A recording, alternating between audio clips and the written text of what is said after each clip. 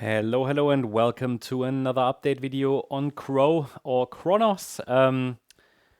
Well, performance has been really, really good over the last few days. I have added some detailed, let's say, microstructures here to the move to the upside from the March low. This is basically what I want to see on several other crypto charts as well. Now, I shared with you in the previous video update the weekly chart. This is the daily chart. It's a little bit more detailed.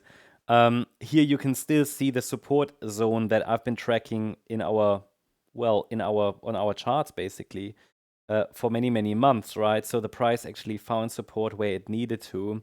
Not really a high quality setup, but ultimately a lot of charts look like that. For example, even VeChain or some other charts, they show the potential of a bounce from there, but often these charts are prepared and they're just waiting for a catalyst. There are a lot of charts that look like that without having seen, any rally. But the problem is you can wait and hope for it to start, right? Something just needs a catalyst, and that can be a news event. And to be honest, whether you're positioned or not, sometimes it's just luck, right? I mean, the chart is there.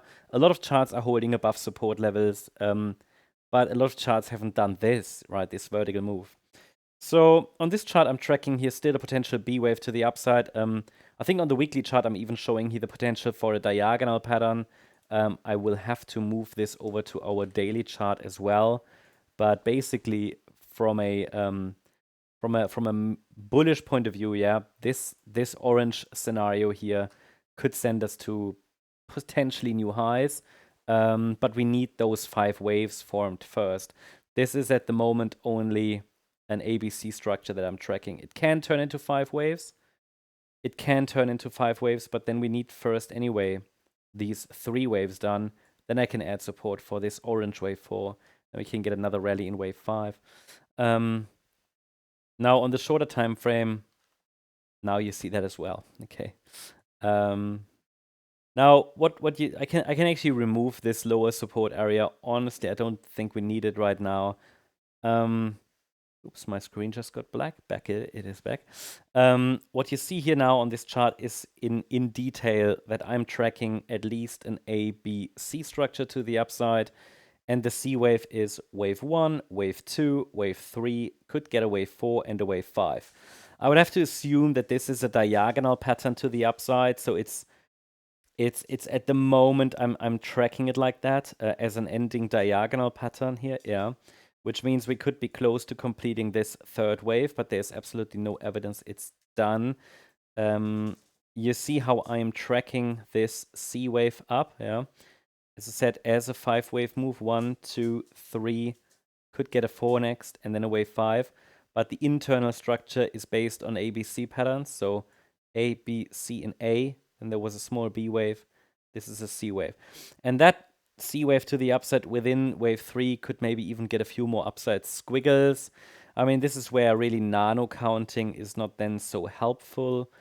But I think we could make a case for maybe one more high in this C wave here. But please note that there are many distortions on the smaller time frame. So, we could get that one more high.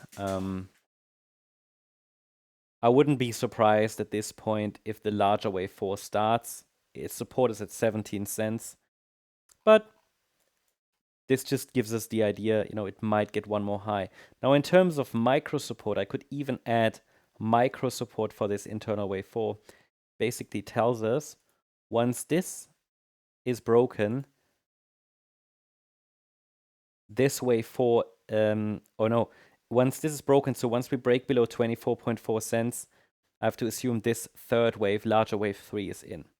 So micro support here is at 24.4 cents. If we break below it, next support, it means we will be in the larger wave 4 already. It means we're jumping up a wave degree.